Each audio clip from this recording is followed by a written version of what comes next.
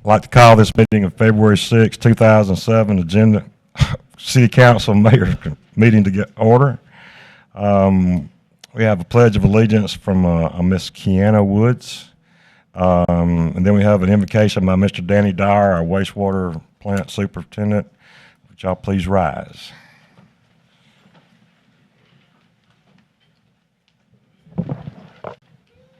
Mr. Mayor, may I say thank you for allowing Kiana to do the pledge today. She's a special little girl and my special friend. Kiana, take it away.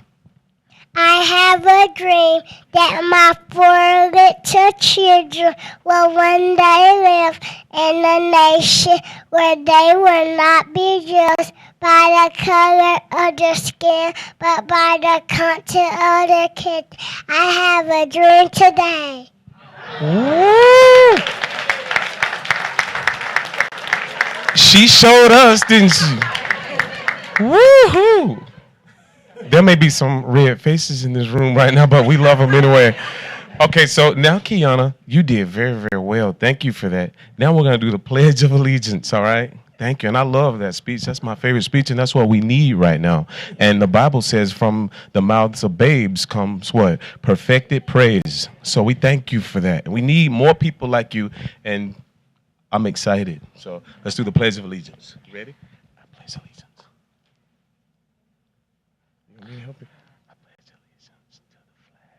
I pledge allegiance to the flag of the United States of America,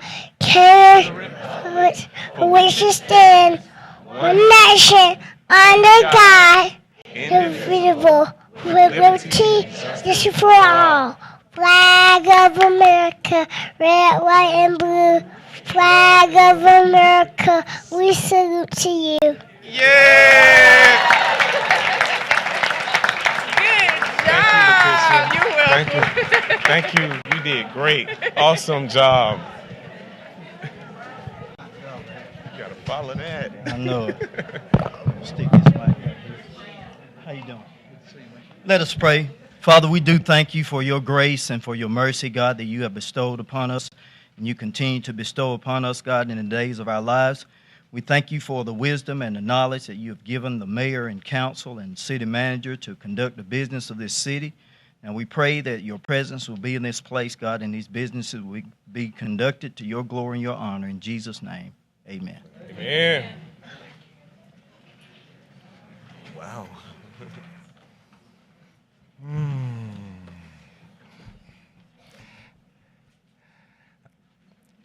Item number 4, citizens' comments. Anybody here that'd like to address the council before we move forward?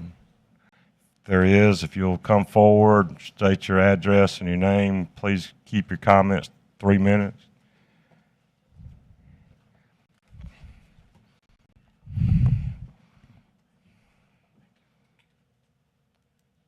My name is John Denny. If I do adjust that. I've been reading in the paper about the concern about the railroad bridge being closed. With GRC Stonewater, we did the repairs previously on the bridge, and I wanted to address you guys, the ones of you. I know that Mr. Grizzard and I have talked, and he understands where we are on this, but I wanted to kind of explain, maybe take some of the heat from that you guys have been getting in regard to the complaints of it being closed. When we worked on it before, it was not closed. The bridge was not closed until we had all the permits, all the insurance, all the bureaucracy and red tape finished. At that point, we started working on the bridge. This time, because of a deterioration in a timber that we had not replaced before, that the DOT found that frankly probably didn't affect the integrity of the bridge. It was out on the end where it wasn't supporting the bridge per se anyway. But the DOT apparently asked the city to close the bridge. Am I correct that? And if there's anything that I'm leave out or just feel free to jump in to explain that further. But and this time when it was closed, we began to look at getting through the bureaucracy. Any time that you have to work over or on a railroad right-of-way, they have to give you permission. That is not a simple process. They have two specific insurance requirements that general contractors do not normally keep unless you do work regularly over their right-of-way. I had suggested to Mr. Grizzard that if they could find somebody that already had those in place, it would probably expedite the process, but I think either for cost or some other reason that did not work out. So we began the process of getting those things in place, and I think this was October. We actually paid for the additional insurance before the 1st of November, but this is specific insurance, this railroad specific liability, and there's only 2 companies in the country, from my understanding, that even writes this insurance. They are not really accommodating to a general contractor. They have to actually look at the site. It is a very long and tedious process. We, I think, are just about finished with that portion of it, and we've actually already submitted to the railroad the things that they asked for. They threw back one item to do with the insurance because it was not dated the day that they actually received it. So we've got to update that. But at any rate, this is a tedious process to work with the railroad.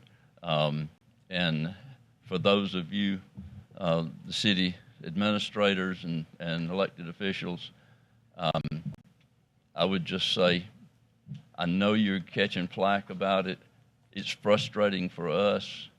We hear complaints too, but I promise you, we work on this almost daily to send them emails or to call them and say, where are you on this? Can you expedite this? So I'm hoping within the next 2 weeks that we'll actually be able to start the process. We have the timber that needs to be replaced and have had it since November, the actual materials. So if you have any questions, I'd be glad to try to address them. Anybody got any I would just like to say, I know Rory and I have gotten some concerns from our Facebook friends in the community, so we thank you. I thank you. I'm sure Rory does too, for this update, and I know people are anxious to have that road opening. It's understandable. I keep thinking it's open. I'm trying to make it right. We're anxious to. Awesome. Okay. Thank you for the update. Thank you, John. Anybody else?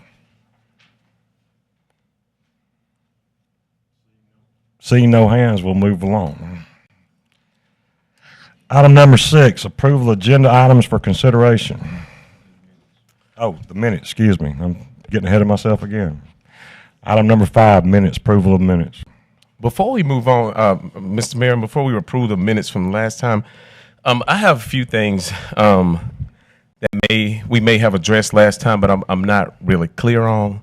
And Tim, if you could answer the questions, if you don't mind, as I ask them.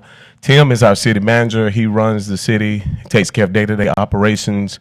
And Mayor Hollingsworth, thank you for letting me interject, if you don't mind, before we approve the minutes. The first one is the paving schedule, Tim. The folks at Autumn Glen, as you know, are concerned about their roundabout being paved, and there's a couple more streets as well who have called me about paving, and I'm not a paving expert, but I think the weather right now, the temperature has something to do with the asphalt and the paving schedule, which has been delayed. Could you maybe address that if you don't mind? Yeah, they don't even run the asphalt mills this time of year, so it has to be, I believe, Tommy, correct me, it's 50 degrees and rising, and so those streets that you've asked us about are on the paving list, and we'll get to them immediately as soon as we can start that process again. And I would say that will probably be April. I know that's not what people want to hear, but it's the reality. Okay, thank you for that. All right, and we appreciate that. And there's nothing we can really do about it. And we're not sitting on our hands. The next thing, we've presented a list of dilapidated or raggedy homes or homes that people have forgotten about or are abandoned now. And that list was pretty long. I think there were about 75. Oh, you have the list. Oh, wow. I think there are about 75 homes on that list. To date, how many have we taken down? Oh, we have taken down 22, and then there are actually 18 remaining, and they all have title issues. And what that means is a lot of these homes, maybe the people that lived in them died, and the children are dead, and the grandchildren live all over the country. And so that's something that Chuck and his staff are working through. But we're working diligently on that. But that's not a simple process. But Right. I assure you, we're on top of that. Right, and it's a long, tedious process, but I thank you for the 22 that you've taken down so far. And I'm sure you all can witness some of the houses that have gone down, especially throughout the West Carrollton community. Okay, the next thing I wanted to ask you about was the West Carrollton Revitalization Plan. Upstairs somewhere in our archives, there should be a very long and very extensive West Carrollton Revitalization Plan, which was done when West Carrollton was deemed an enterprise zone, and it was deemed an enterprise zone based on the amount of poverty in West Carrollton. And what's happened since then is we've, increased the amount of industry in West Carrollton by leaps and bounds. And it certainly has changed the lifestyle of a whole lot of people, including my own family, who is employed inside the enterprise zone at DecoStar, to name just a few of those things. So the enterprise zone is working and is doing exactly what it was supposed to do to help folks get out of poverty if, Pastor Bell, if they want to get out of poverty and want to work and become part of the workforce. So that West Carrollton Revitalization Plan also had plans for streetscapes along Maple Street. It had a beautiful roundabout where Alabama Street and Robert Hendricks and Burson Avenue come together that was bricked. There were beautiful storefronts that were supposed to be on Alabama Street as well. And we put together a huge amount of designers and artists from all over the state, and they were locked. Hello, Miss Medeiros. They were locked inside the Alabama Street School back then for about a week, and then they came to City Hall and presented that to us. So I request the city right now to please dig up those revitalization plans. And at that time, the council was not necessarily in favor of working with me on this, but I thank God and praise Jesus for the council that we have right now and the mayor that we have right now, who I know is going to work with me on this. And so if we could pull that West Carrollton revitalization plan, now that it's a new day, right, everybody? And things are much better. Also,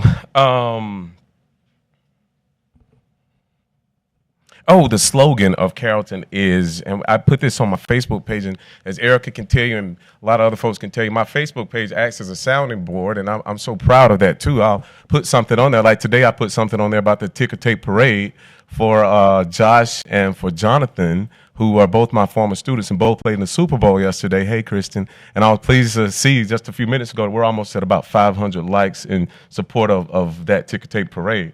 But I've also spoken to both guys from the Super Bowl as well, too. One is in favor, one isn't. But that's not the point I'm trying to raise right now.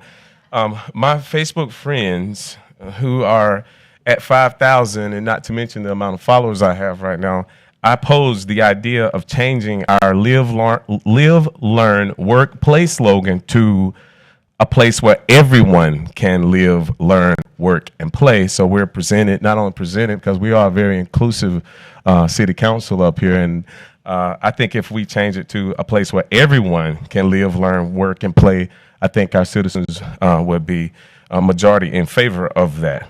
And also, the Little Free Libraries are doing very, very well, and I would like to thank Councilman Wojcik and the rest of the council, too, for supporting those and for getting those built. I drove by one on the way here, which I personally filled up along with another lady yesterday, and it's just about empty, and there was a note left there calling us angels and thanking us for putting those there.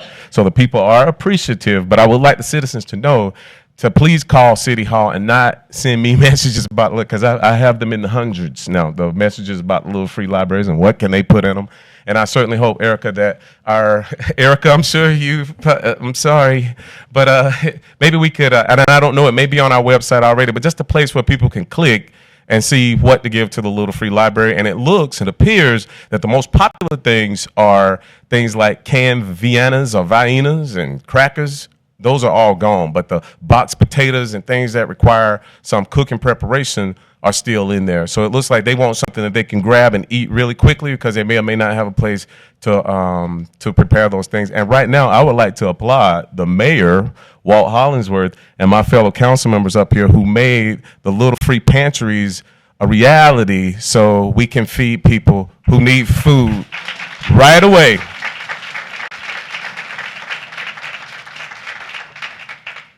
That's all. Thank you, Gerald. I would like to make a suggestion, though, on your pantries. Yes, sir. You need to put some spoons in there, I'm afraid. I agree with that. I really do agree with that. Otherwise, they're going to be eating with their fingers. That's Spoons right. and forks, Yeah. napkins. Something like that, yeah. Yep. Thank you, Mayor Hollingsworth. On to number 5, approval of minutes. So moved. Have a motion. Have a second. Second. Have a second. All in favor, please raise your hand. Motion carries. Number 6, approval of agenda items for consideration. I believe, Mr. Mayor, I'd like to approve the agenda as shown on our agenda, except we're going to move number 6 to number 10 and move item number 10 to number 6, and we're going to delete item number 9. Is that right? We're going to delete item number 9, appointments, recreation parks, till March. Correct. And we're going to move the resolution on the motel hotel tax number 6. Yes, sir. And we need to add number 10. Number 11 will go to number 10, executive session. And then we'll do DCA, downtown development, as number 11. No, we need to do that as 6B maybe. Okay. May I ask why we're deleting number 9? Oh, time. Okay, I'm sorry. That's probably my fault. All right, so I make a motion. We approve the agenda where we make resolution 03-2017 as item 6. DCA, downtown development, will come at item 6B, and we'll delete item 9. And we got to approve the executive session has got to be added to. And put on item 11. Can we just add what is item 10, resolution 03-2017 is item 6, change 6 to 7, 7 to 8, 8 to 9, delete 9, and then the executive session will be 10? Does that work? That works for me. Does that work for y'all? Yeah. If y'all can keep me straight on all the changes.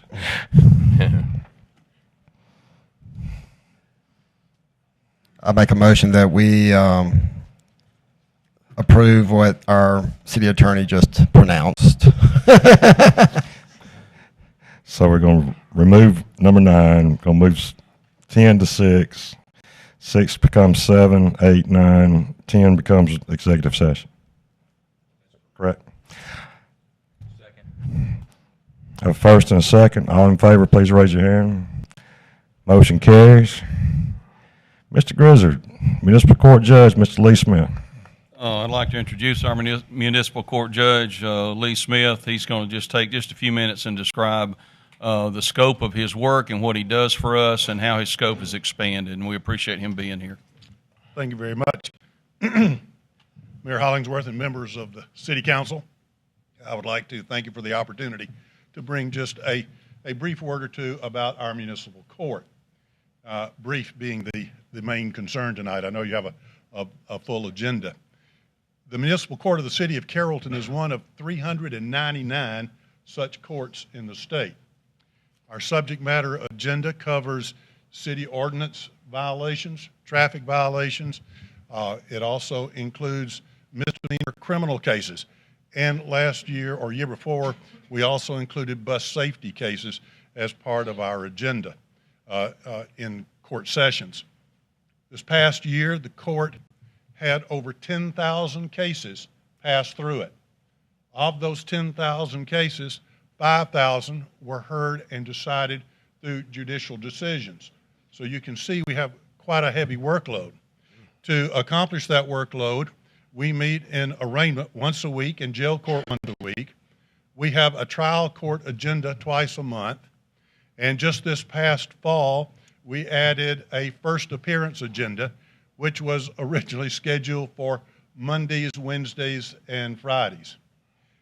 As you're aware, there was for many years a set schedule of bonds at the jail. So when a person was arrested and incarcerated, they knew immediately what their bond was to be. Federal court case law this past year has said that that is not adequate, that you cannot base a bond solely on the type of infraction that is involved. You must include a consideration of the individual, his circumstances, and his or her ability or inability to put up a bond or pay a bond. The court went on to say that this decision had to be made by the judge after individual consideration, and that it had to be made within 48 hours of incarceration. So that is why we set up a Monday, Wednesday, and Friday schedule of first appearance hearings. However, we found very quickly that the police department does not follow a Monday, Wednesday, and Friday schedule. So we wound up having first appearances not only on Monday, Wednesday, and Friday, but sometimes Tuesday, Thursday, and even on the weekends, depending on where the 48-hour limit placed us. This, as you can imagine, has added a tremendous workload to the court and the staff. Also, in this post-Ferguson era, we have found a new emphasis on what the basic function of our court is to be and what it is not to be. This emphasis has placed upon us the responsibility of making our prime role the dispensing of justice in a fair and equal manner, and does not allow us to become a financial income producing center. As a matter of fact, it's just the opposite. Standards are being set so that the operation of the court is based on an individual basis, and that there is no room for local add-ons in our fine system. That is not to say that it is not in our state system, but it cannot be in our local system. So we are in a state now where our fines are set, but they are reviewable on an individual basis. And I think that this adds some degree of extra participation in the court. It extends past the sentencing phase and into the probation stage. As you know, our probation is handled by Intertech and headed by Tommy Payne. And in the probation stage, it is not only required that they now look to see if there's been an act that has put them in violation, but that this act was a willful act, and that the defendant had the ability to pay, for example, and chose not to pay. This decision is finally reached by the judge when he reviews the case in a probation revocation, which makes all cases now subjective. Basically, what has happened is our workload has increased. I'd like to take just 1 second to tell you that the reason why our court has been able to keep up with this increased workload is the fine work of the staff that we have in our court session, starting with our solicitor, going through our public defender, and through our clerks, and through the probation department headed up by Intertech. They're all trained, they're skilled, and they're motivated, and they've helped us meet this additional workload. I salute them and I commend them to you. I would also like to thank this City Council for the support for our court. You've made it what it is, and you've made it what the people of Carrollton deserve. I thank you very much for your time. I know you've got a busy schedule. If you have any questions, you can ask me or catch me individually. I'd be glad to answer any questions that you might have. But thank you very much. Questions? Anybody got any questions, Mr. Smith? It's a little bit unusual to be out here. It's good. An hour and a that half you're ago, here. I was sitting right there. Yeah. Thank you so much. I do have one question. I'm sorry. Yes, I'm sorry. I've seen a lot of other cities employ a pre-arrest initiative. Atlanta's going through one right now where it gives first offenders the option of a solution-based rehabilitation program rather than a punishment-based. I would really like our city to look at something. It reduces recidivism rates, which is a rearrest rate, by about 30% is what Tallahassee has seen. Seattle's seen other rates as well. There have been significant in lowering second-time offenders for low-level misdemeanor sort of things. And I'd really like to see our city look at other options for solution-based rehabilitation. That is a very good point. And just to take 1 second to add to that, the municipal court already uses a set of statutory provided alternative sentencing programs, very much like first offender. Everybody seems to put them in the first offender category, but we have conditional discharges, we have pretrial diversions, which I think is primarily what you're getting to, which looks at the, if there is no prior record, a person can go into, in many cases, can go into a first offender or program like this, and gives them the opportunity to sort of mend their ways without creating a record that's going to follow them the rest of their lives. So that's a very good point, and it's something that we are using and probably will come more into use as time goes on. I would just like to bring everybody's attention that it's just you as the court. You're the only judge we have as a municipal court. We don't have an associate municipal court judge. You're the one working all these cases, so thank you. Yes, I'm it, and I appreciate the opportunity. This is my 20th year for working with the court, and I appreciate the opportunity to serve. Thank you very much. We thank you very much for doing what you do.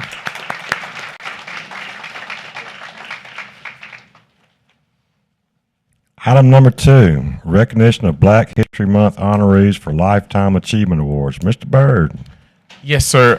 Mr. Mayor, thank you again to the City Council and to the city staff for working so hard in helping me compile this group of outstanding individuals who we're going to honor tonight at City Hall. But let me say, too, on a side note, that Black history is American history, and it must be embraced and accepted and infused into the curriculum of all area schools in this city and nationwide, because our contributions are important, and everybody benefits from the hard work that my forefathers and ancestors did. So they built America. I'm gonna come down here.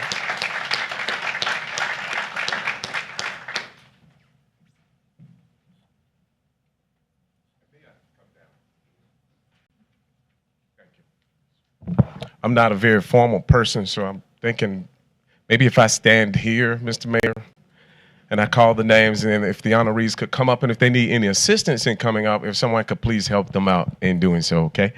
Are you ready? Our first honoree, I'm going to read the entire document first. I'm only going to read one, and then I'll call the names out, okay? This is from the Office of the Mayor, Carrollton, Georgia, Certificate of Recognition, February 6, 2017. City of Carrollton Lifetime Achievement Award, presented to the following people. The City of Carrollton recognizes the following people for outstanding service to the Carrollton community, for tireless efforts in improving the lives of others, perseverance through hardships, and a lifetime of hard work which will inspire generations to come. Our city has been made great because of their dedication and their contributions. We thank them on behalf of all of our citizens. Signed, the Mayor and Council of the City of Carrollton on this 6th day of February 2017. Signed, Walt Hollingsworth, Mayor; Gerald Byrd, Mayor Pro Tem; Med Lane, Council Member; Jim Waters, Council Member; Roy Rojic, Council Member. So let's give all our honorees a hand before they come on.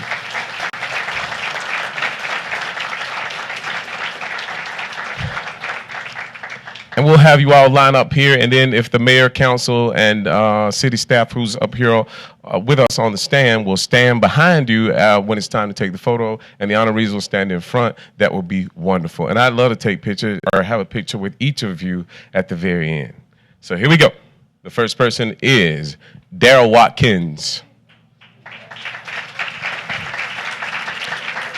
Daryl offers financial support to a lot of initiatives in the community. He's always there. He runs an impressive and impeccable funeral home, and it's more than just a funeral home. Not only do you support us when we move on, but you support us while we're here. So, Daryl, we applaud you. We celebrate you, so we can go on down.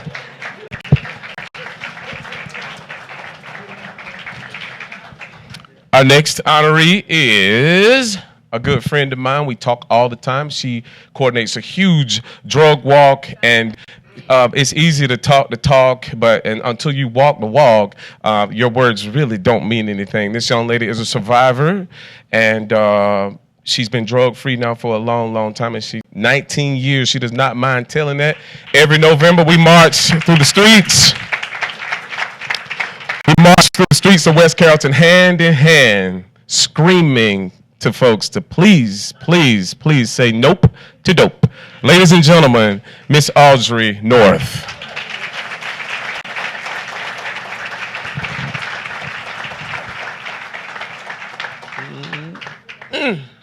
I love you, Miss Audrey. And we have another proclamation that we're going to bring to your church to present to you for all your hard work and everything that you've done here in our city. So thank you very, very much. Thank you. You may stand beside Mr. Watkins. Thank you very much.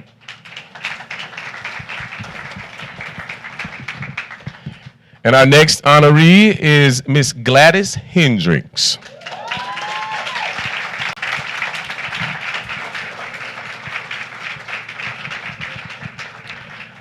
Miss Gladys, for countless amount of years, have helped the children of our community. She's fed the hungry and clothed those who did not have clothes. She is a pillar, a light to our community, and she is still standing strong and doing the work that she started a long, long time ago. Let's give her a hand as she comes.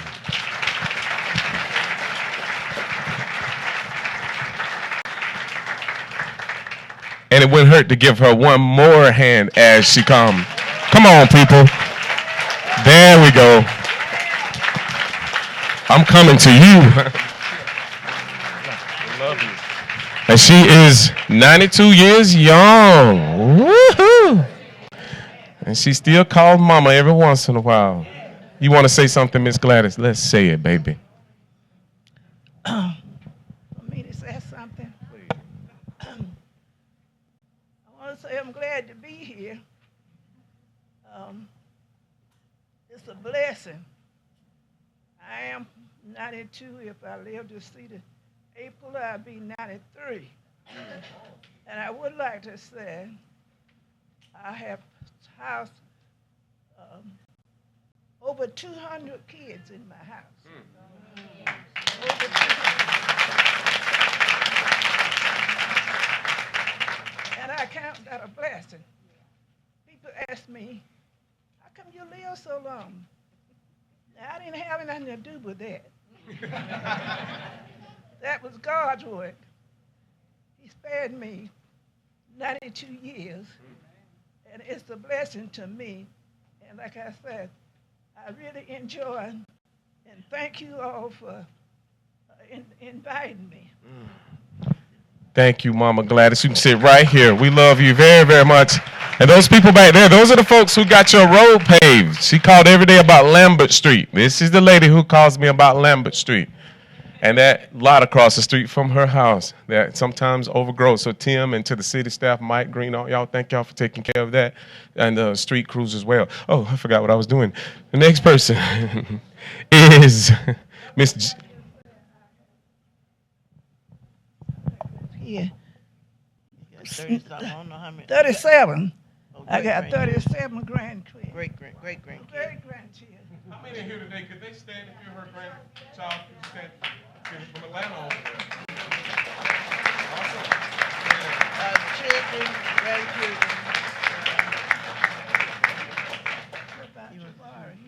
Yeah, he over there. Where's your wife? Jabari's over there. Well, you in Japan, right? You just came from Germany. Okay. He came from Germany. That is wonderful. Awesome. Thank you. All right, we love you. Thank you, ma'am. Love you, Mama Gladys. All right, next, we're going to move on to another lady who calls me probably on a daily basis. We love her, Miss Jenny Dyer. Miss Jenny May Dyer. Let me help her up. Miss Dyer is the mother of Johnny Dyer. Where's Johnny? He was somewhere. I mean, Danny. I'm sorry. Danny. And Johnny, too. That's right. Your other baby. Danny And Danny works, and her daughter. Could the family please stand, if you don't mind? There they all go.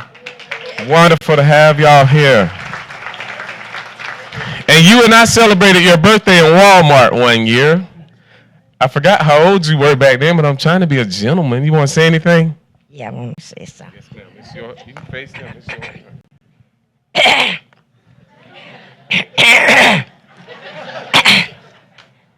I've been here a long time, y'all. I've been here 94 years, and I'm still hanging in. And I'm planning on living to be here that 100. And I got my grandchildren, our children, and all of them, all of my children living and everything. My son, Danny, I love him. He works for the city. He's a minister, and I got one daughter is a minister. And I love him and all my grandchildren, great-grandchildren. I can't call them. I have to count them, y'all. But God done kept me here for something, and he gonna keep me. He still got me here for something else. And I seen them all graduate. Some of them graduated from college, graduated from high school. Some of them still in college. And if it hadn't have been for the Lord, I wouldn't have been here. Thank y'all.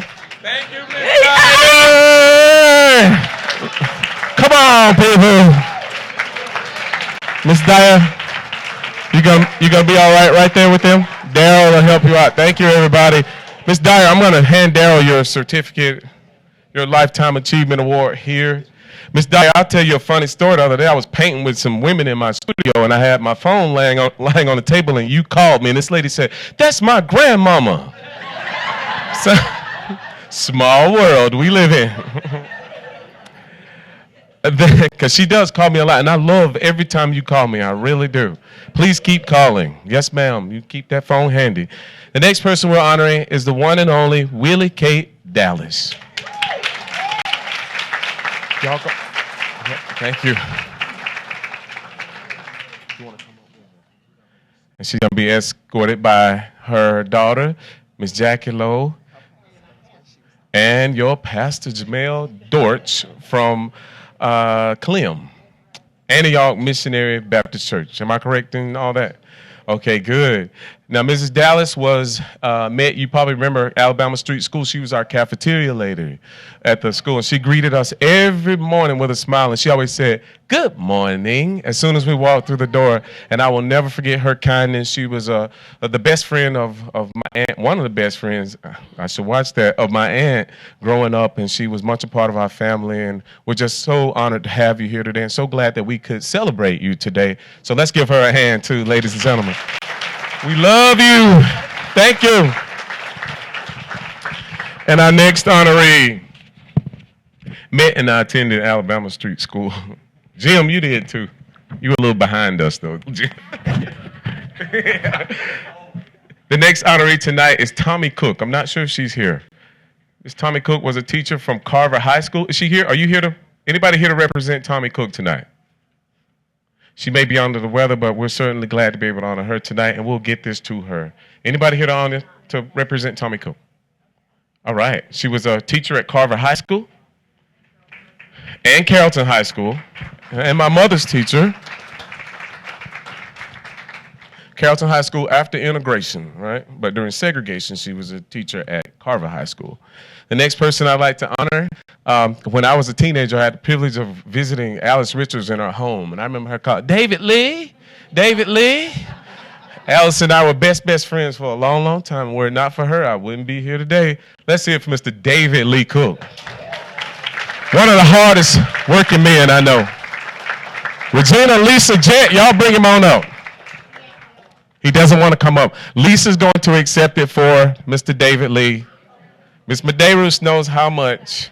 Oh, he just got out of the hospital, too. So, Mr. David Lee, we're praying for you, and we love you. Let's give him a hand, everybody. Hard-working man. Say something.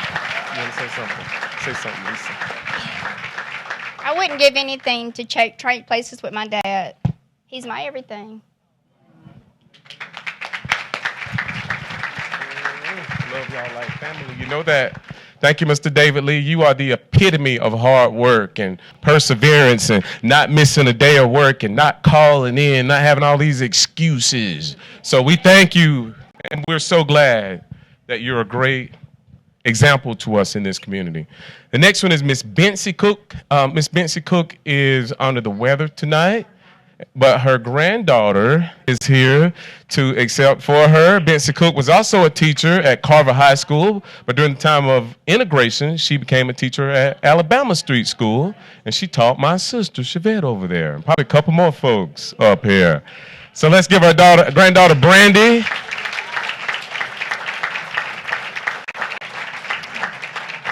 We got Brandy Burdett. We are so proud of you as well. Thank you for being here for your grandmother tonight. I know she's proud. Thank you very, very much. Thank you. You can join us up front, or you may take a seat, whichever one you choose. All right?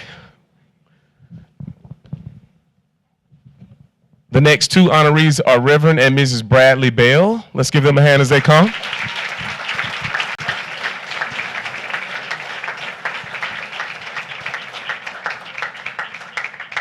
Reverend and Mrs. Bradley Bell work very, very hard throughout our community, but one thing that they do that stands out is they bring all races together once a year at their church.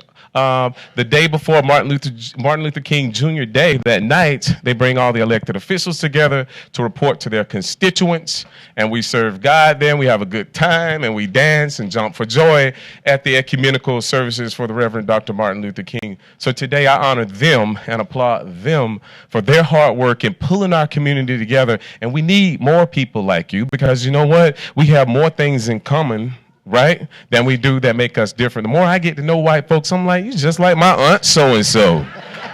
Nosy, just like her. So, you know what I mean? We're all the same. And as Mama said last night, if you cut us, we all bleed what? Red. That's exactly right. So I honor you both, and I applaud you, and I love you, and you know that. Thank y'all.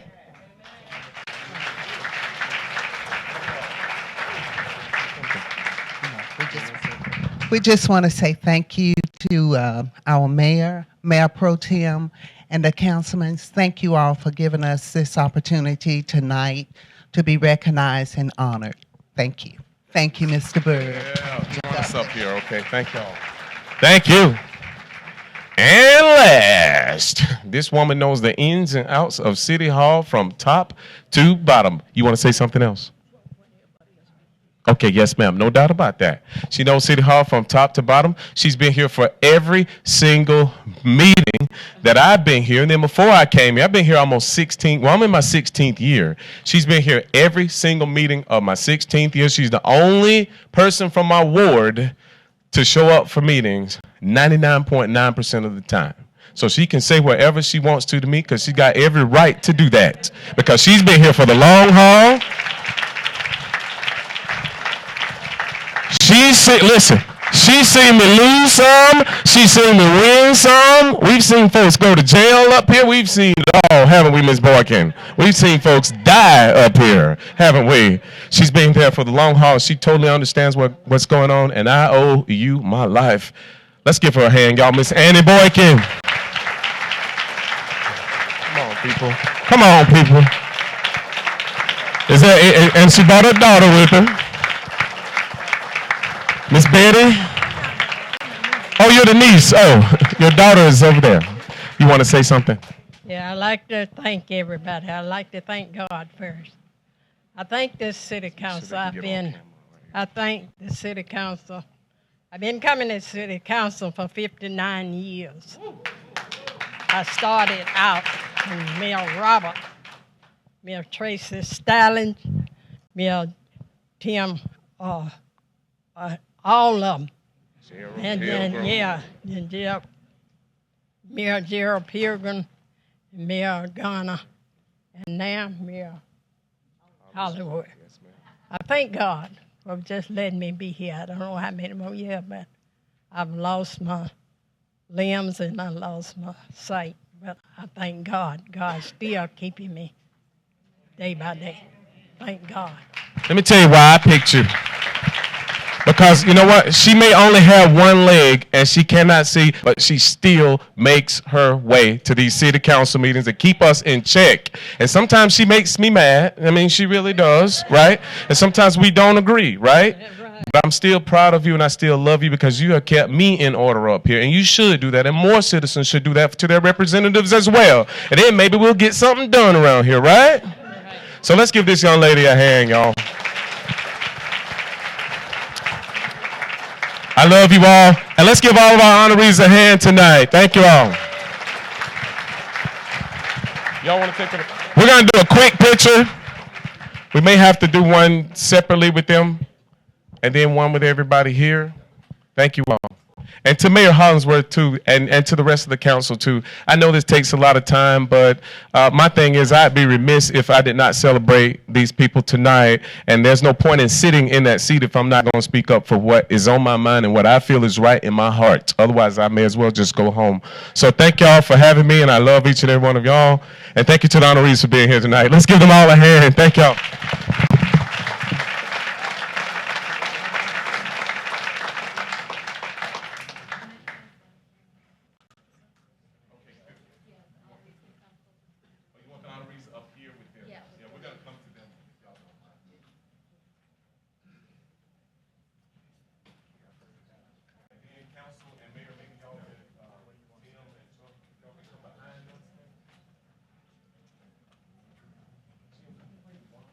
Yes, sir. Hey, Gerald, should we stay right here? Would it be better if we're up here?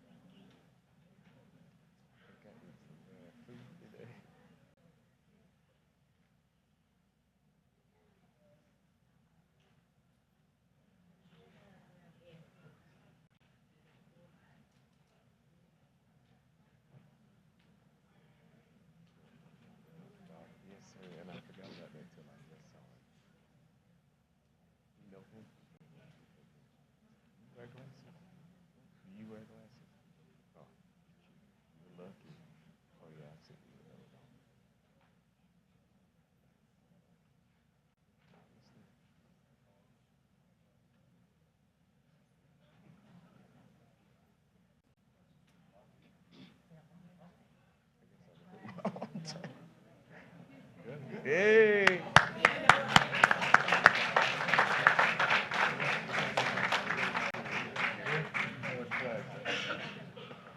Thank you, ladies. Thank you.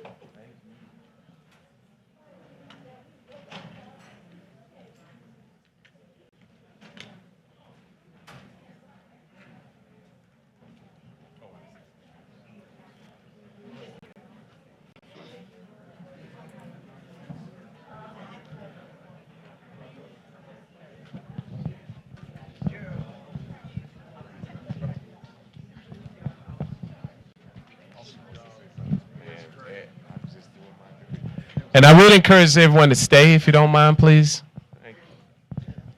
Thank you, Joe.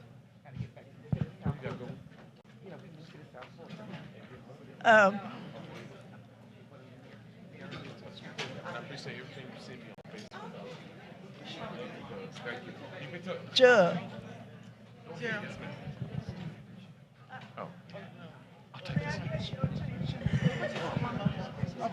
I'm sorry, I apologize.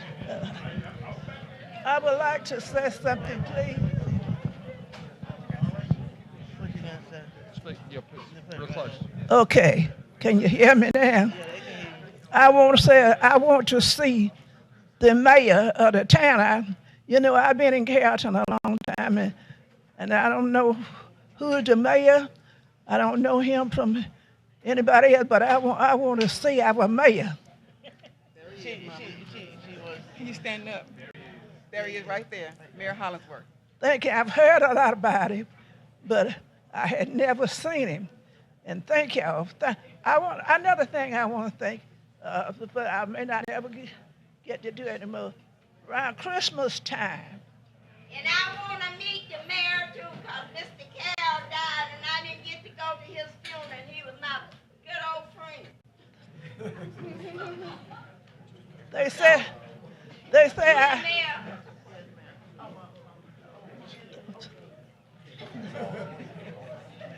and I would like to say, the gentleman who was sitting next to me a while ago, he said, "You must be popular." I said, "I don't know about that." I said, "But they say I am." And I want to say thank you, and my pastor. I guess everybody know him by now. Pastor Bell. Pastor Bell and his family. So just thank you so much. It makes me feel good to get as old as I am, Mr. Mayor, and all the councilmen. And Gerald is my cousin, and I love him. And y'all take care of him, please. Thank you so much. Thank you. And I want to say, all my kids are here. We did stand up. We already stood up, okay? They gone. Yeah, but I just want to say that I may not get to make this, may not get to come no more. But I just want to let you know that I'm happy. I'm happy. All happy, and I hope things work out for you. You don't see people. I'm happy, and I want you all to know I may not get this way no more. I tell my kids this all the time, but they don't pay me no attention. No, but I want y'all to know that, and thank you so much, so much. Thank you, ma'am. Dr. Goddard. All right, thank you, everyone. Matthew, you all right over there? Now we're going to do Dr. Goddard. This is from the Office of the Mayor. This is a certificate of recognition, February 6, 2017, for distinguished service to the city of Carrollton, presented to Dr. John H. Goddard. Dr. Goddard, could you come up with your family? Bring everybody up, Dr. Goddard. Come on up, Bonnie. Good to see you, Dr. Goddard. Great to have you here. Let's come on over here, Dr. Goddard. At first, Dr. Goddard, I'm sorry, I got a little confused. I thought you were retiring, and I thought he is too young to retire. What is wrong? So we fixed that, okay? And Bonnie and to the rest of the family, thank y'all for working with us on this. And again, thank you to the mayor and council for allowing this to happen tonight. Dr. Goddard, we honor you tonight. And we appreciate your hard work and dedication and all the kind words that you offer to me whenever I see you. So thank you, and to the rest of us. Whereas the city of Carrollton was blessed to have Dr. John H. Goddard open his private practice in July of 1976 here in our great city of Carrollton. And whereas the city of Carrollton recognizes that Dr. John H. Goddard has demonstrated the highest skill and professional achievement and has earned the highest admiration, and respect of not only the city of Carrollton, but surrounding communities. And whereas the city of Carrollton welcomes this opportunity to recognize Dr. John H. Goddard's service and contributions for over 40 years of making a significant difference in the lives of thousands. Not only that, but providing sight to the lives of hundreds of thousands. We applaud you for that.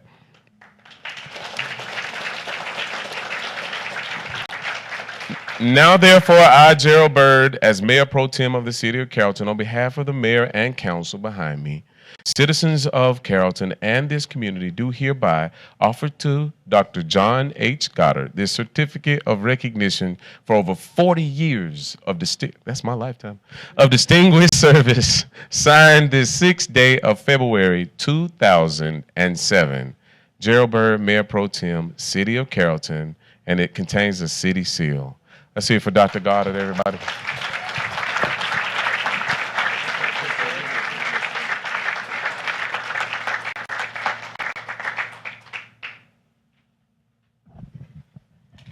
We're really newcomers. We've only been here 40 years. But we have been blessed to live and work here, and I've had the privilege of serving the community. But I couldn't do it alone. Medicine is a team effort. Not only the people in the hospital, but we have a staff now averaging 48 to 50 people. Doctors, nurses, administrative, clerical people, and technicians. Again, it's a team effort. Probably the most important person along that way has been Vicki Scudder over here, who worked with me for over 40 years until her retirement last November. We thank you all for everything, thank the community, and thank the City Council for all you do for the community as well. Thank you very much.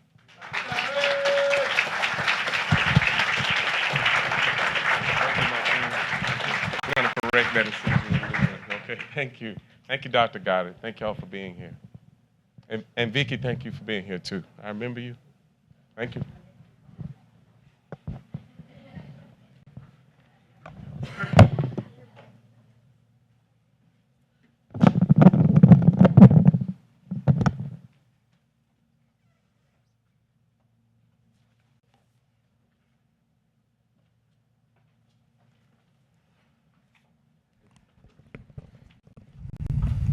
That carries us down to item number 4.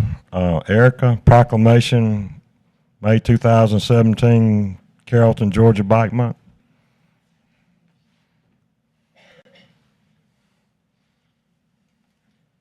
I'm actually going to have Martina Griffin, the Vice President of the Friends of the Carrollton Greenbelt, present this one.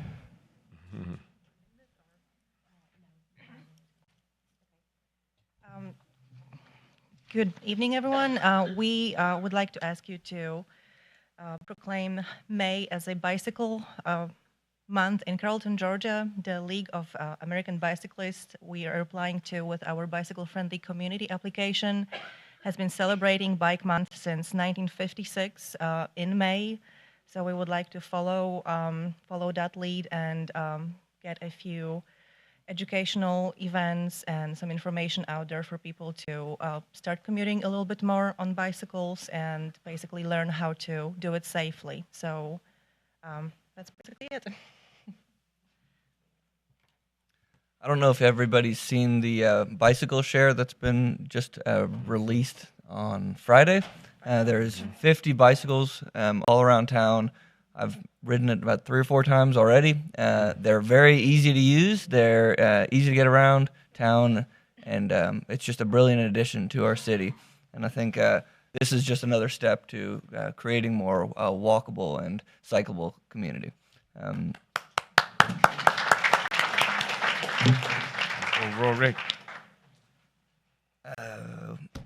Whereas for more than a century, the bicycle has been an important part of the lives of most Americans, and whereas today millions of Americans engage in bicycling as an environmentally sound form of transportation, an excellent form of fitness, and quality family recreation, and whereas the education of cyclists and motorists as to the proper and safe operation of bicycles is important to ensure the safety and comfort of all users, and whereas the League of American Bicyclists Georgia Bikes, the Friends of Carrollton Greenbelt, and independent cyclists throughout our state are promoting greater public awareness of bicycle operation and safety education in an effort to reduce accidents, injuries, and fatalities. And whereas the month of May is recognized as National Bike Month by the League of American Bicyclists, and whereas City of Carrollton is hoping to be named a bicycle-friendly community by the League of American Bicyclists, and now, therefore, we, as the Mayor and Council of the City of Carrollton, Georgia, do hereby proclaim the month of May 2017 as Carrollton, Georgia Bike Month.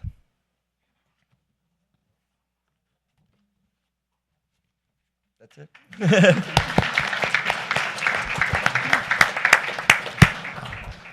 Thank you. I would just like to add that I went around the entire Greenbelt on my bike. Took me 2.5 hours, Royce. I don't know if I'm the first one in the city council to do that. I imagine you've already done that. It's good to hear you're out there doing it. Eric, if you want to stick around, we're coming back to you.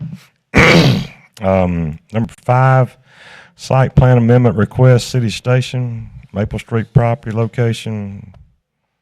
The fifth item on your agenda is a site plan amendment for a planned development that was previously approved for City Station at Maple Street Commons. The Planning Commission reviewed this request in January 2017. They made a recommendation to approve the request with the following conditions. All submittal documents must be binding. They must I just lost my train of thought. I'm sorry. They must provide adequate landscape buffer. They also need to work with these within the city-approved guidelines for trash disposal. Any future development or changes to the plan would require approval by the mayor and city council. They also must work with the University of West Georgia to sign an affiliate agreement. Because of the nature of this project, because it's mixed use in the sense that it's both a church and a multifamily student housing development, we're also asking that they still pay a third of their assessed ad valorem taxes as well. One additional item that was discussed that came up after the Planning Commission meeting that we would also like to add, at least as a staff recommendation, is that basically the alcohol sales on adjacent or nearby property do not have to use this particular site in regards to proximity restrictions. This particular development is a mixed-use development, and we're certainly hoping to attract restaurants and other venues that may want to serve alcohol with dinner or whatnot. So we would also like that this particular development not have to adhere to those proximity requirements.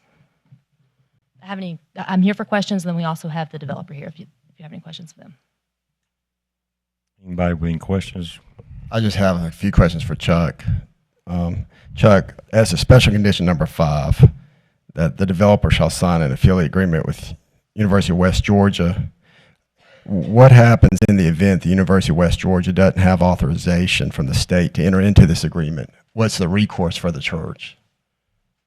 The recourse for the church, if they're unable to adhere to that zoning condition, they would have to come back before the mayor and council and get relief from that condition. Do we know if the University of West Georgia is authorized to enter into these affiliate agreements? I don't know. Erica may. I actually had a conversation with the president regarding that specific issue, and they do not need Board of Regents approval for this affiliate agreement. That is their assessment of it. Before we take any more questions from the council, is anybody here that'd like to talk for or against the rezoning? Please kind of limit your comments kind of short, please. Hi, my name is Kirby Butler. I live at 327 Sunset Boulevard here in Carrollton. I'm a member of Southern Hills Christian Church, and I am the chair of our City Station team. I also reside 0.2 of a mile from this project. In September of 2015, we obtained approval for a site plan-specific plan development to be located on 8.5 acres directly behind the CVS on Maple Street.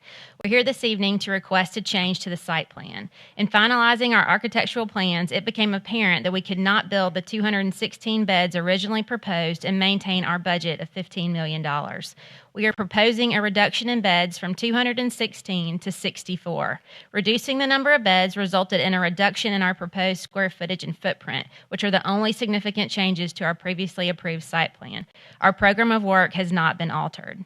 City Station will be the new home of Southern Hills Christian Church. It is a multi-use facility that will include a gymnasium, multi-purpose rooms, fitness center, counseling and group rooms, a restaurant, bookstore, offices, gaming room, preschool, and Covenant student housing. Every aspect of the project has been designed with multiple purposes in mind. Our goal is for City Station to be in use and available to all members of the community every day of the week. We have worked very closely with Dr. Marrero and the University of West Georgia over the past year, and we're excited to be one of the first student housing projects to sign an off-campus housing service agreement.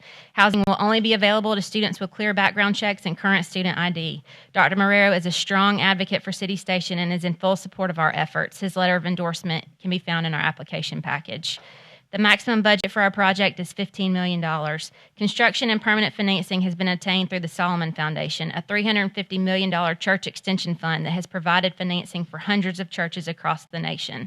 Southern Hills will raise a minimum of $5 million, $1 million of which has been raised within the church over the past year with no formal fundraising campaign. Southern Hills will sell its current location, and the Solomon Foundation has committed to provide financing for the buyer. City Station is a stronger project as presented today for two main reasons.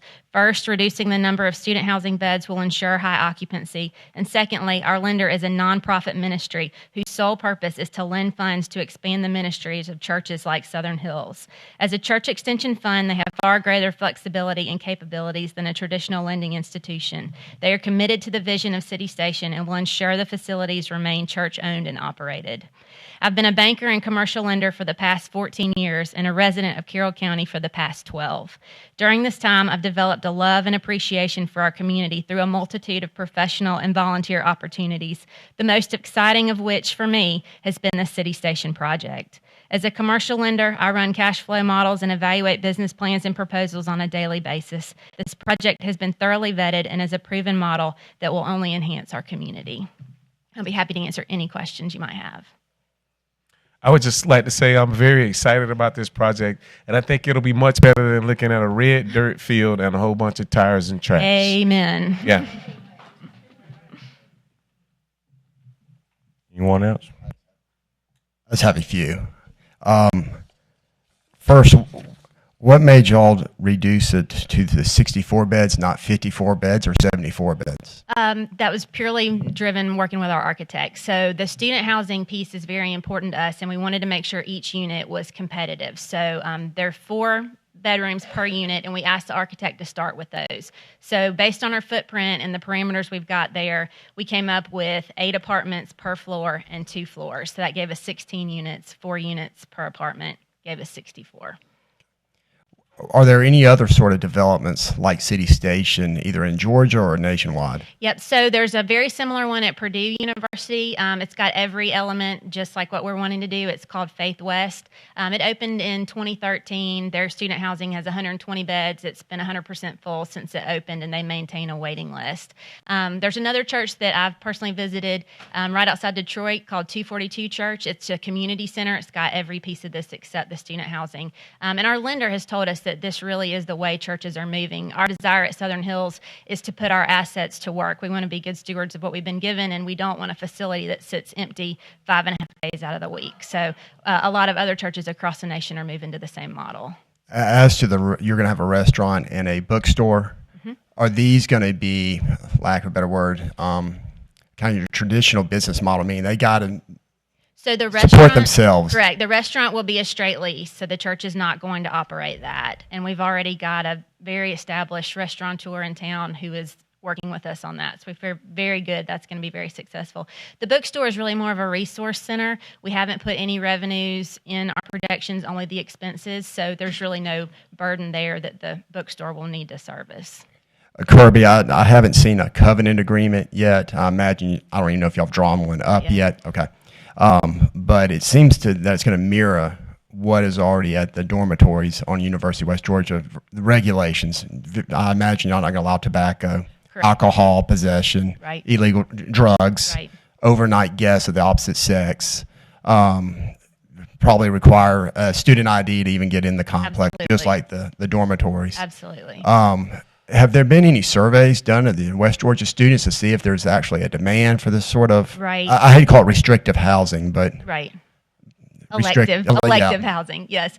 So we've partnered with Campus Outreach, which is the oldest faith-based organization on University of West Georgia's campus. They have over 500 students every week, and the support just from them to want to be residents in our facility would more than fill our project. So we haven't done any survey on paper. We feel like that more than supports. If in the event y'all cannot, I know you've been very straightforward with me about your financial models and your kind of stream of incomes to support this endeavor. Right. And from what I gather, you're basically going to have two streams. Right. That being, lack of a better word, the tithes and givings Right. of your members, and then the revenue generated from the apartments. Correct. What would happen, and I know this is hypothetical, but have you all worked it in that in the event you only fill up half the apartments, Right. is that going to hurt your revenue stream? So the apartments will generate $400,000 a year in cash flow, but it's important to note that our loan approval is not based on any of that income. It was based solely on the church. We can service the maximum loan amount with zero rental income if we have to. It'll be a stretch, but we obviously would not enter into the agreement if we couldn't do it. So.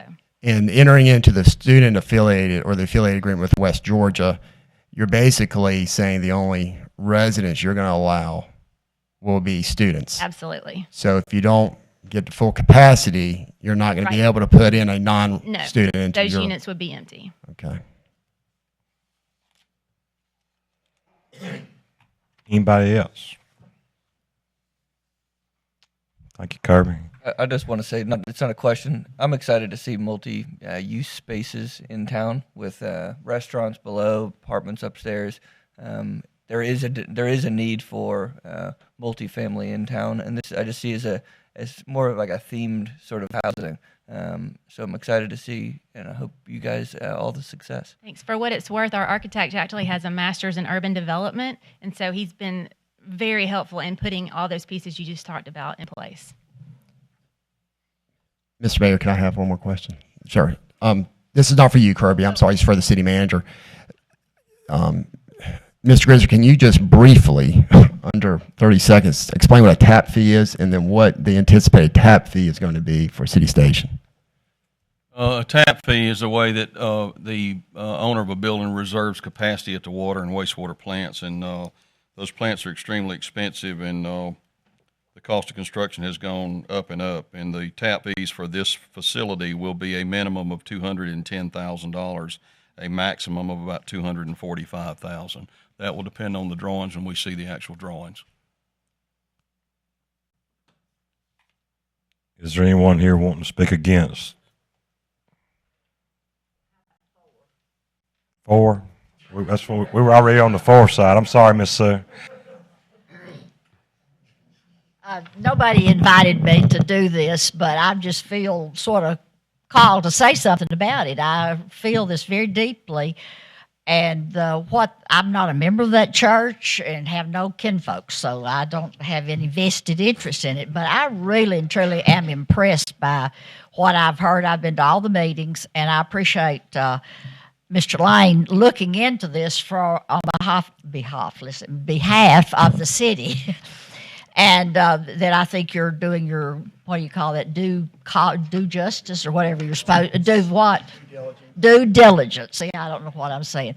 But I really, really am impressed with what this church and the members, and I think I know a whole lot of the members, and have them in school and all that sort of thing. And I would just say to you, please, let's do everything we can to make this a reality, and the leadership in that church, it's just fantastic to me in that the way their outreach. And I do live in that area, but I don't think that makes any difference whatsoever.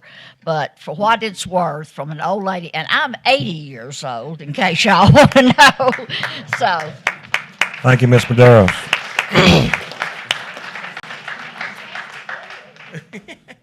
Any more discussion?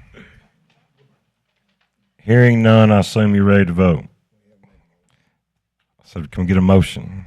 I move for the approval of the rezoning and annexation application submitted by Southern Hills Christian Church to modify the prior mixed-use plan development, which will, among other things, change the shape and exterior look of the building and will reduce the student housing density from 216 bedrooms to 64 beds with the 7 conditions that Erica went through earlier. And if I need to read those again, I will, but Erica went through all 7, I believe. Second. I have a motion and a second. Chuck, do we need to read that in the official minutes, or is that? I think the motion will reflect the staff's recommendation, which included 6 of the 7 conditions. Is that correct, Erica, or 5? The Planning Commission recommendation included 6 of the 7. The 7th that staff added after the Planning Commission meeting was in reference to the proximity restrictions. And so the 6 would be that the developer of City Station shall be required to pay property taxes of at least 1/3 of the assessed value. And the 7th would be that the developer agrees that the proximity restrictions set forth in Section 6-57 of the Code of Ordinances, City of Carrollton, Georgia, shall not apply and shall not be used to deny a license to sell alcohol on adjacent or nearby properties. Right.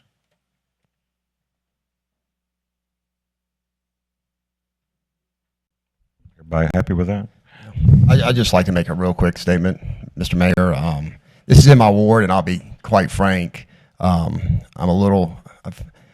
had some concerns about it, just because I think people, at least on the council, know I'm against increased inventory of multifamily at this time. Not saying that I wouldn't vote for it in the future, and that's the only concern I have for it. But nevertheless, I feel like it's my obligation to people didn't elect Matt Lane for Matt Lane to come in and do his own agenda. They elected me to represent the people of Ward 4. I held a town hall meeting. I think we had over 200 attendees. I've had tremendous amount of emails and phone calls, which is about 2 to 1, that people want me to vote for it, for this approval of this amendment. And further, there was even a survey done out at Heritage Hills, which shows about 68% are in favor with about 28% opposed. So I'll be voting in favor of this, and thank you for Southern Hills, all your hard work and talking to me and educating me about it. But I do think when you're borrowing $10+ million and you're a church of 1,000 members, I think it's going to be a time to test your faith. I really do believe that. I'll be praying for y'all. I know that Shane and I've been reading Ephesians, and if anybody knows about the book of Ephesians real quick, it's 6 books, but I try to do Ephesians. My favorite verse is 5:1 out of Ephesians, where you're be imitators of God. And I imagine some people tonight probably think I'm doing a good job being imitators of God, voting for the church, and then probably that 30% are thinking I'm not being a good imitators of God.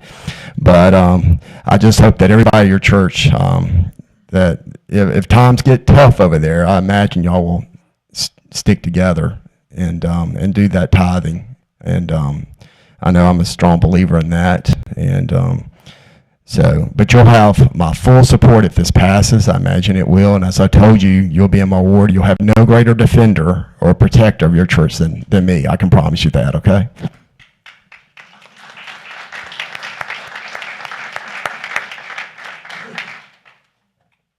Anybody else? Hearing none. I assume we're ready to vote. I have a motion and a second. And we have a clarification on the rules from Chuck. All in favor, please raise your hand. Motion carries 5-0. Congratulations.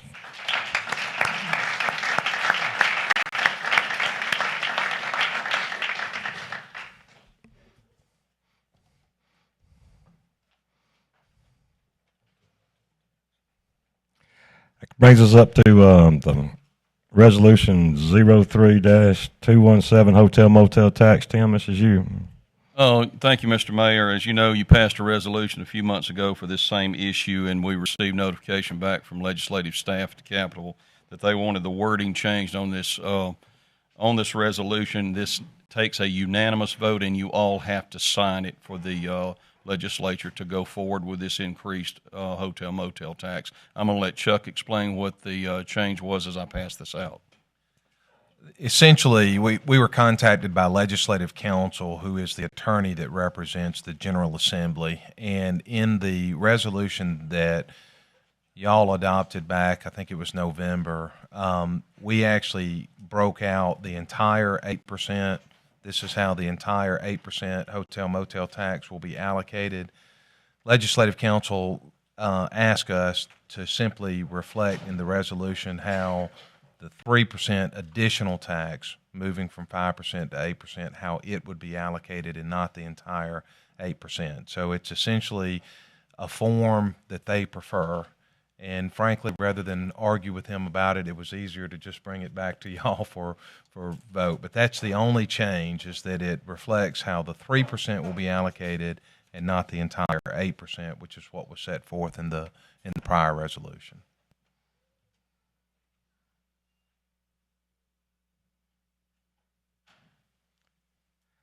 Correct me. Now, the 3% was go towards the tourism side or the cultural arts side, or? It's in the resolution itself, and I did see a copy of it floating around a while ago.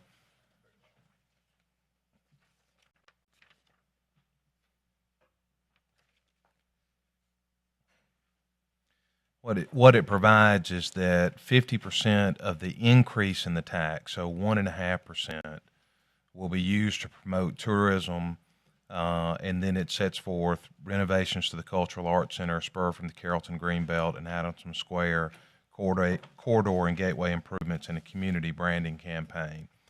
And that the balance of the increase, so the other 1.5%, will be utilized for tourism product development. Anybody got any questions? Is this something we need to vote on?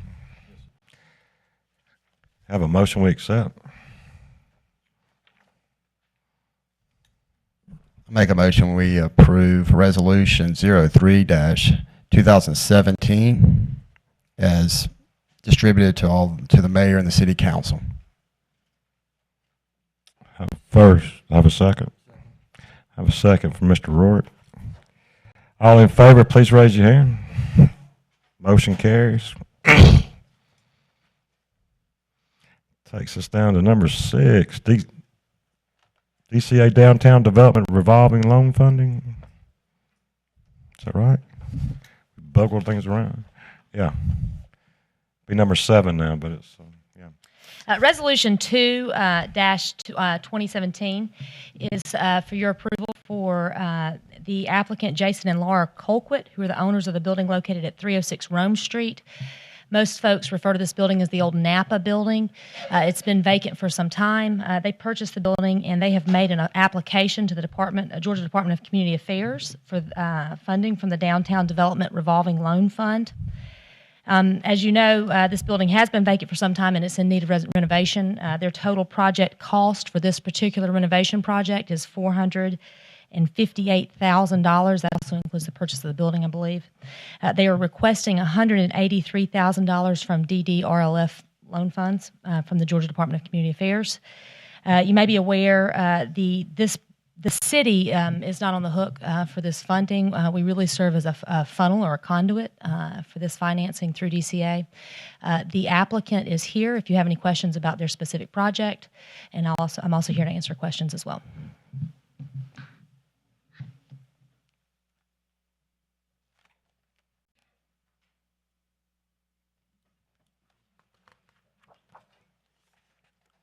I just wanted to clarify, is it the tire shop that was Roy's, or is it next to that on Rome? It's next door to them. Okay. I'm going to bring Laura up. She can tell you the details. It's actually a project that includes some professional office space for a software company. I think it's also going to include some retail space on the frontage, but she can answer any of those questions.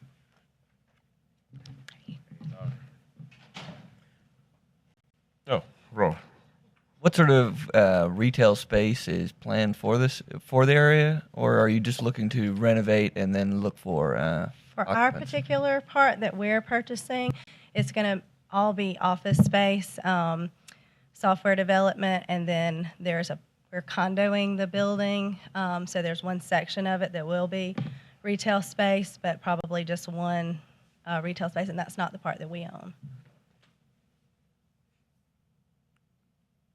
Yeah. Will you be owning any of the frontage of that building? Most of ours is actually the basement, 7,000 square feet in the basement. We do have a small portion of the upper level, but most of ours is the basement. So largely, we won't see any of the work like from the street. We won't really tell. There'll Maybe a be bit more one small traffic. section, but Okay. yeah. Okay. Is there any plans to do anything to the front of That's that small exactly section? what I wanted to There's, ask. there's actually some plans. I have some pictures if you want to look at pictures to see like just kind of a idea of what we're looking at doing. Sure. Do we have a slide of that, Laura? No, And this will was it- not in our. Let me give this one other sheet too. And let me say I am for this project, but is it in keeping with the historic feel of If down you're to like familiar brick with front? that building at all, I don't know. You'll see in the pictures the building Okay. is a little different than the things around it. So you'll see some before and some proposed after pictures. So it's a little different than the other downtown buildings, Oh. but we're hoping to clean it up and make it look a lot nicer. I grew up in that building. My father was a mechanic, so Wow. yeah, The looks good. The software company that's coming in. How many jobs would that be? We actually already are using a space of the basement now, and we're continuing to grow. So, I mean, right now, 25 plus workers, and then it's continuing to grow. So that's why we're needing to expand. Excellent. It's good to hear.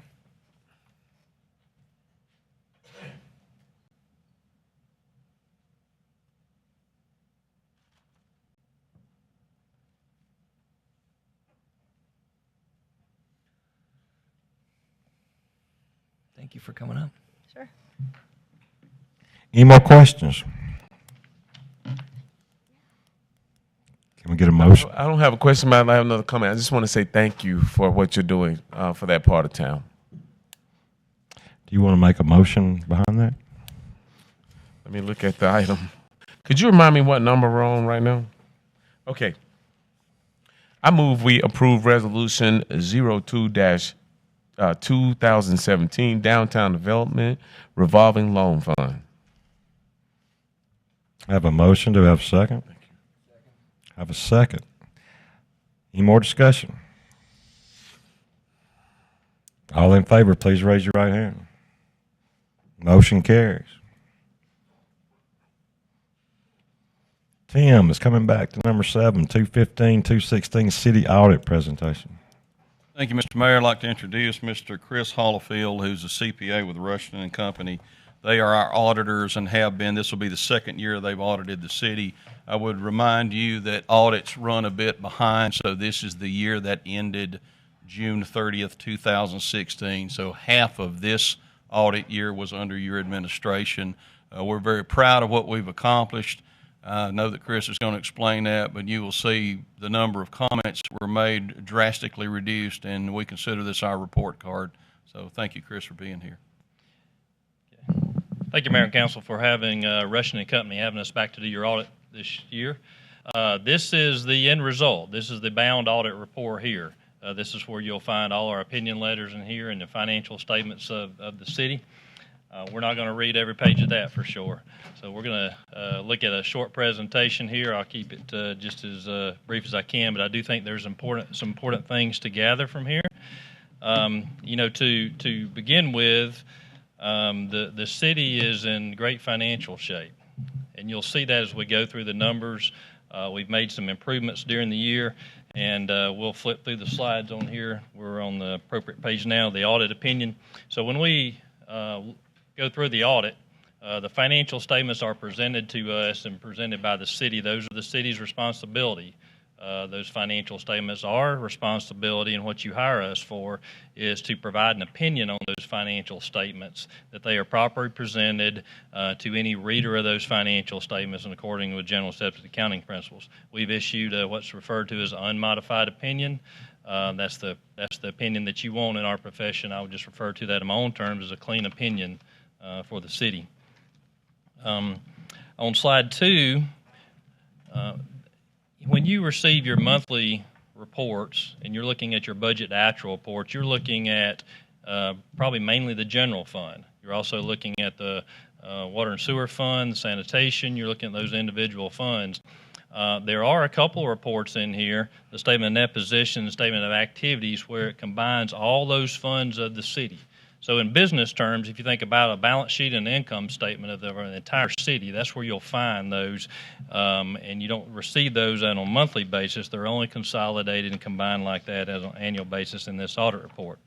On slide 3 are some numbers out of those, and you can see some of these numbers for the last 5 years. We'll pay attention to the bottom row there, 2016. The first 4 columns here are what make up our net position of the city. So if you think about our assets, everything that we own, less all our liabilities, everything that we owe, the net result is our net position of the city. The largest part of that being net investment in capital assets. So if you think about all our infrastructure, all our buildings, our land, vehicles, equipment, all of that, less any debt related to that, less any accumulated depreciation, is a little over $150 million. Our restricted position, restricted assets that we are holding, $5.1 million, and then our remainder is our unrestricted. Just a reminder, this is not cash. This is assets less, this is all assets less our liabilities, and so we have unrestricted at $12.6 million. The total of those 3 for the city, $168 million, okay? And then out to the far right, you'll see our revenues over our expenses for the year, all funds combined, a little over $1.5 million. Okay. On slide 4, now we're going to dive into some of the individual funds. If we look at the general fund itself, you can see a 5-year trend here. You see the green line is the expenditures that are on top for 2016, $20.5 million, $18.8 million in revenues for the blue line. Keep in mind, we fund that deficit in the general fund by transfers from other funds that come over, which is quite common with cities that have utility funds. On slide 5, we look at the general fund balance. You heard me say that the city's in a great financial position. When I assess and look at that, we want to look at what type of fund balance we have. A good measure of that is what type of fund balance we have in our reserves in the general fund. And if you look at this graph here, the blue line is our total fund balance, and then the green line is what's unassigned, meaning what we basically have to work with for future budgets. If you look at the green line there, for 16, $11.5 million. Okay, that's almost 7 months of our annual budget for the city and the general fund. So that is a very healthy fund balance for the city. You're in good financial shape for future budgets, and as you choose to use that fund balance going forward. Okay. If you look at slide 6. I think it's helpful to look at the different pieces of our pie for both the revenues and the next slide's on the expenditures of the general fund revenues here. We've got a lot of different types of revenue that the city generates into the general fund. We're not locked just into property taxes. We have different sources to weather the up and down economy. And if you look at the largest portion of this is not even property taxes. The largest portion, percentage-wise and dollar-wise, here is local option sales tax. Okay, the second is property tax, and then the third are various charges for services that we have, and then franchise tax would be the 4th largest revenue size. So you got various different. It's good to have different diversity pieces of the pie there on the revenue side. On slide 7. If you look at our expenditures, where do we spend that money in our budget? The bulk of that is going to go into public safety. The number 1 and 2 on here are police. Naturally, culture and recreation is second here, and then fire. So you got police, culture, recreation, and fire. So, it's most common to see the largest pieces when you add them together to be in the public safety area between police and fire. Okay, now let's switch gears to the water and sewage fund. If you look at the last 5 years here, and you see the trend, especially if you look here from 2014 to 15 to 16, that top line is our revenues. So our revenues for 2016 are $13.4 million. That was an increase of 13% in the water and sewer fund. So we've got a lot of positive things going on in the water and sewage fund as far as operations. The revenues increased, while our expenses here, $11.1 million, only went up about 3%. Okay, if you look at that bottom line down there for 16, you see $2,298,000 was our operating revenues over our expenses in the water and sewage fund. So the water and sewage fund had a great year, and especially you can see that has continued upward trend for the last couple of years.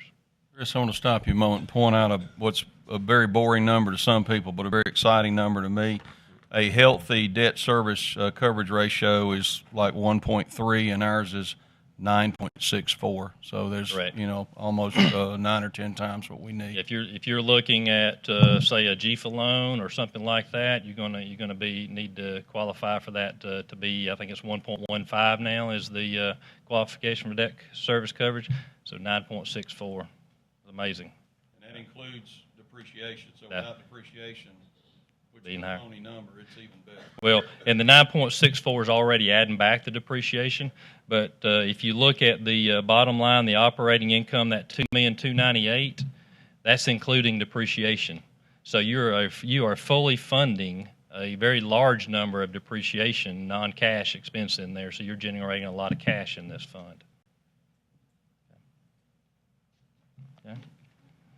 If you look at slide number 9, sanitation fund.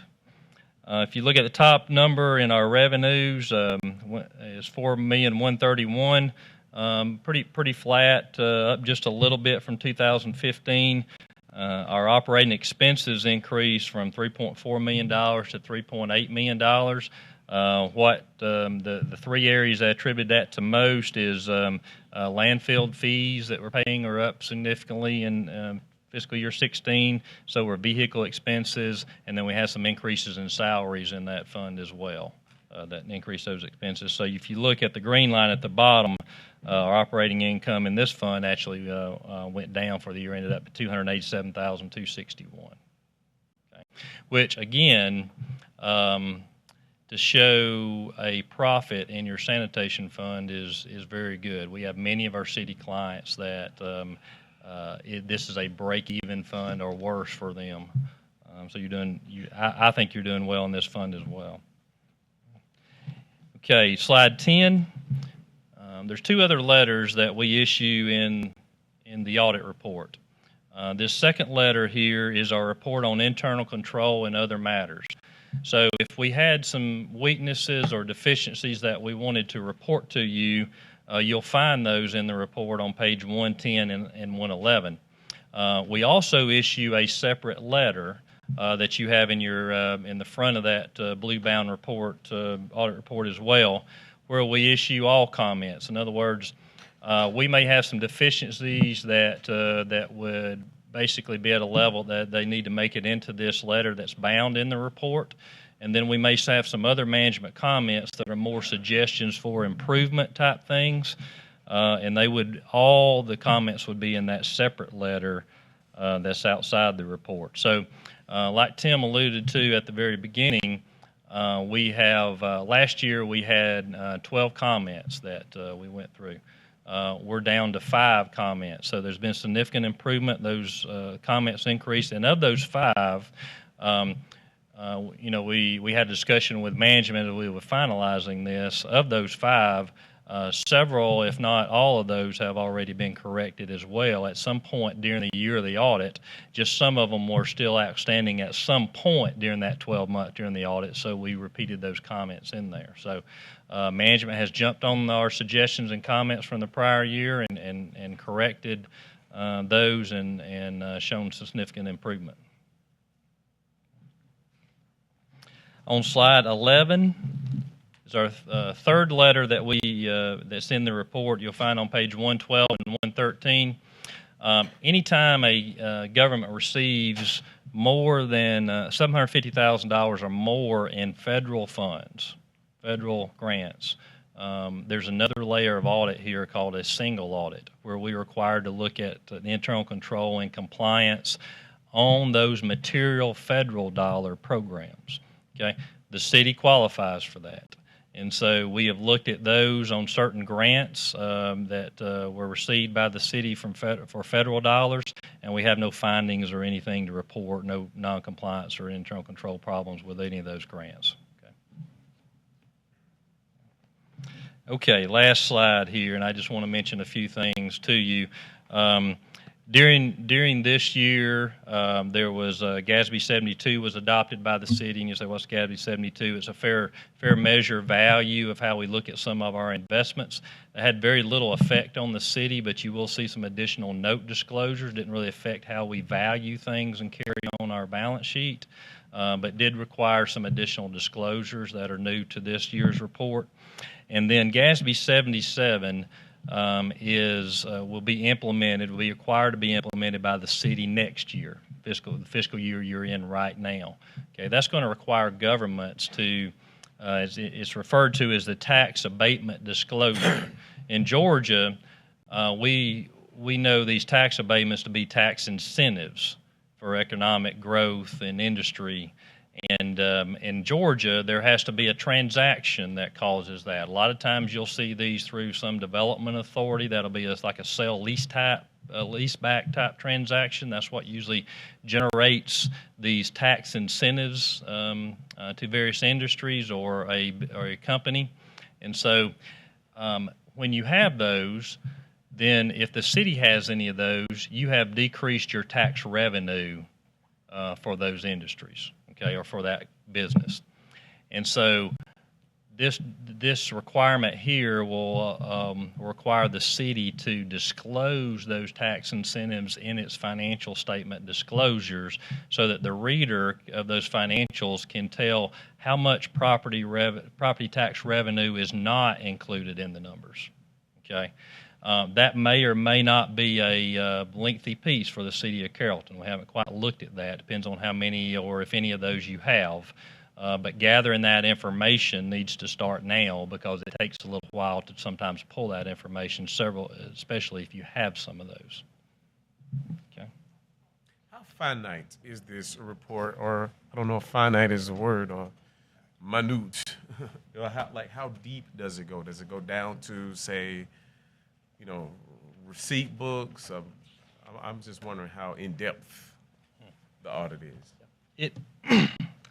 It depends, and the reason I say that is what we are required to do is the city provides us the financial statement numbers. Our job as auditors is to give an opinion on those financial statement numbers that they are not materially misstated. In other words, a reader of those financial statements, if they're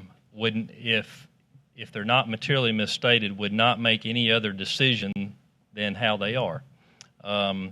So when we look at the audit, we assess risk. Okay, we interview management, we interview some staff of the city, we look at internal controls, and we identify where there may be weaknesses that things could go wrong. Okay, we identify those risks. And we plan our audit to look at those high-risk areas as part of the audit. So there may be some areas that are running just great that are smaller that we may not go look at receipt books. But for example, you had your state court judge in here earlier, municipal court judge. We look at traffic citations. We look at traffic citation receipts and who's those paid. Did that money get deposited? We do the same thing for water and sewer. We do the same thing over at Park and Rec. So there's certain areas that we, assess risk a little bit higher than others that we look at. Does it cover every transaction in the city? No. Could there be small amounts that, or immaterial amounts to the financial statements that could go by the wayside that we're not picking up? We can't look at every single transaction, but we attack it by a risk approach. Okay, that's good to know.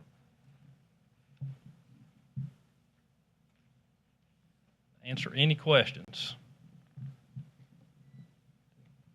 Chris, I just want to point out too, and again, I know the mayor and council have to hear this over and over, but if they don't deal with it every day, it doesn't necessarily always register. But prior to this administration, there were a number of employees billed to funds in which they really didn't work, and that made the general fund budget look smaller, artificially smaller. And one change we made when you guys took over is if a person works in a general fund job, he's billed to the general fund. So if you saw that general fund number go up, you also saw the number go down in the water fund or the sanitation fund. So people are billed in the correct location, and then we transfer that money out of those funds to pay for that. But it makes a much cleaner set of books, and that's what we've tried to do. I also want to point out this is only the second year you've seen the auditors come forward, because in the past an audit was done, but it wasn't presented to the mayor and council, and we want to be completely open and fully disclose everything. Absolutely. Absolutely. Chris, this is the second year I've seen you, and That's correct. and every time you show up with your books and your slideshow, right when we have a meeting, I don't ever get to look at before you show up. I imagine you bring it when you drive down here. Is there a way next year we could get the material before you appear, or just to give us an opportunity to read it ourselves or scan it? That way I would be more prepared to ask questions. I know, and I want to say this for Chris. He is always, if you call him, he'll answer the phone. I mean, he's very responsive. So I'm not saying that this is the one time we see you. I know anytime I call you, you'll answer the phone. Yes, but certainly everything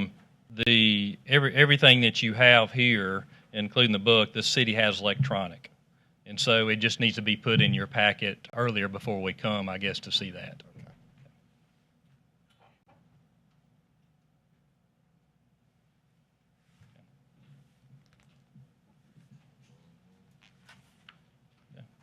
I'd like to say good job to our city manager and his staff, Jim Triplett. Appreciate all your efforts in regards to this.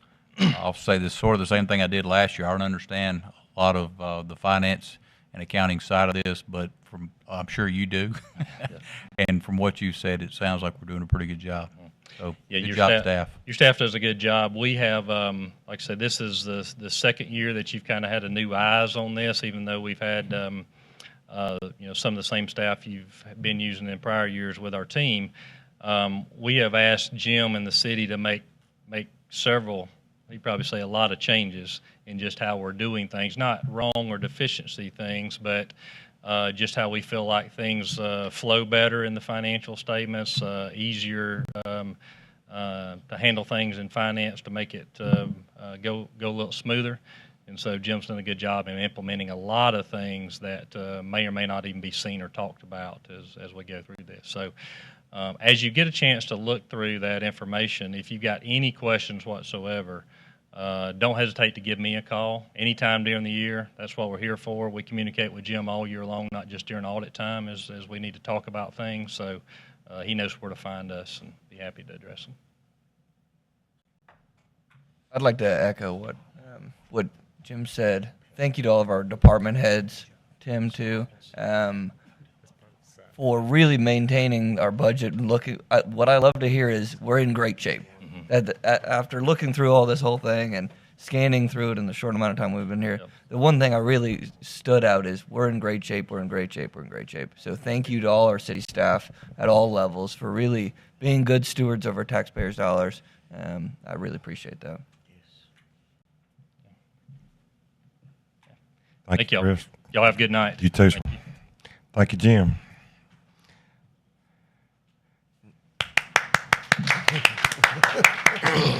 I'm clapping because it's the first time this report has been presented to us in the years that I've been here. So thank you for that. We've set a precedent now.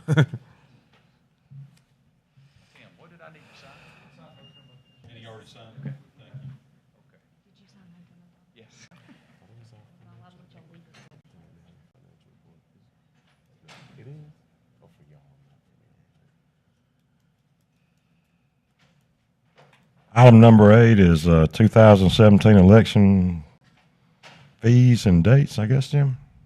That's you? Thank you, Mr. Mayor. I'll be brief. As you know, 2017 is a year for a city to conduct general election. The wards up for re-election this year will include Ward number 1, Ward number 2. We're required by state statute in February of each election year to ratify our qualifying fees, and as your memo states, Qualifying fees shall be 3% of the total gross salary of the office paid in the preceding calendar year. That equates to qualifying fees for this year's election, $108. And just a side note, qualifying will take place in my office in City Hall, August the 23rd through the 25th. That's a Wednesday through Friday, 8:30 a.m. in the morning to 4:30 p.m. in the afternoon. Any questions? What were those dates again? August the 23rd through the 25th. That will be Wednesday, Thursday, and Friday. Okay, great. In my Thank office. you. And I will be sending out notifications well beforehand. I'm very excited to be running again for this Yes, sir. seat. So I appreciate being letting us know about that. Yes, sir. Yes, So soon for you. Questions? Anybody got any questions? I think that takes us down to number 10. They need to vote to ratify the qualifying fee. Okay. You have a motion? So moved. Have a second? All in favor? Motion carries. I think this is down to executive session. Tim, you want to take it from here? Yeah, I'd like to request an executive session to talk about some ongoing litigation and then a couple of property real estate issues. We've got an affidavit here, and Chuck, if you would walk us through this, I would appreciate it. Yeah, we'll need a motion to go into executive session, and the motion will need to state why we're going into executive session. So I think the motion would be to go into executive session for purposes of discussing pending or threatened litigation, and to also discuss the potential transfer, acquisition, disposition of real property owned by the city. Chuck, we won't be voting on anything coming back in, will we? Not unless you guys choose to, but I was just going to let everybody know if we're going to be gone for a Okay. while that they want, when we do this, they can go home.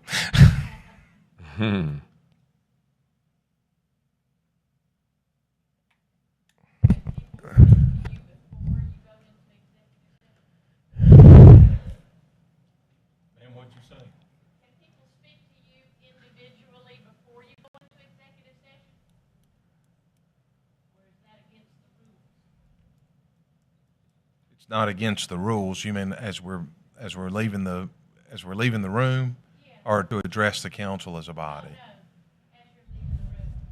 That's fine. That'd be fine. Chuck, I was trying to write that down as fast as possible for the motion. I got the purpose to discuss threatening or current litigation, and then discussion of transfer of property. Yeah. Or pending. Transfer or disposition of property.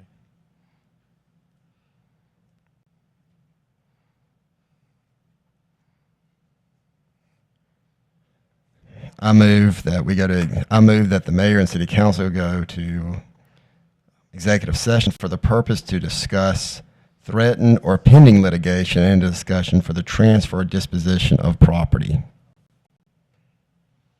I have a motion. Do we have a second? Have a second.